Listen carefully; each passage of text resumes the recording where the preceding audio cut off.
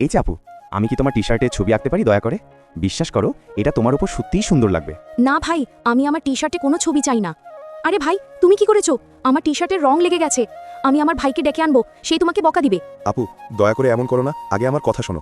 আমি গরিব পরিবারের মানুষ। আমি আমার বাড়ির বড় ছেলে। কয়েকদিন আগে মা হঠাৎ করে অসুস্থ হয়ে পড়েছেন, আর এখন তিনি হাসপাতালে ভর্তি। তার চিকিৎসার জন্য টাকা নেই। এজন্য আমি মানুষদের টি শার্টে সুন্দর চিত্র আঁকি, একটু টাকা উপার্জন করার চেষ্টা করি। ভাই, আমি সত্যি দুঃখিত। আমি তোমার পরিস্থিতি জানার আগে রাগ করেছিলাম।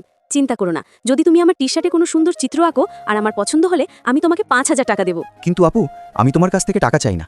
আমি গরিব হলেও কঠিন পরিশ্রম করি। আমি মানুষের টি শার্টে চিত্র আঁকি বিনামূল্যে, কিন্তু তারপরও মানুষ আমার ভিডিও পছন্দ করে না বা সাবস্ক্রাইবও করে না। ভাই, দয়া করে আশা হারিও না। এইবার আলাদা হবে, কারণ বেশিরভাগ মানুষ যারা তোমার ভিডিও দেখে তারা তাদের মাকে খুব ভালোবাসে। বন্ধুরা, যদি তোমরা সত্যি তোমার মাকে ভালোবাসো তাহলে এই ভিডিওটি লাইক করো, চ্যানেলে সাবস্ক্রাইব করো এবং কমেন্টে তোমার মায়ের সুন্দর নাম লেখো। আমি দেখব কতজন সত্যিই তাদের মায়ের প্রতি ভালোবাসা দেখায়। দেখো আপু, তোমার ছবি প্রস্তুত। ওয়াও ভাই, তোমার হাতে সত্যি জাদু আছে।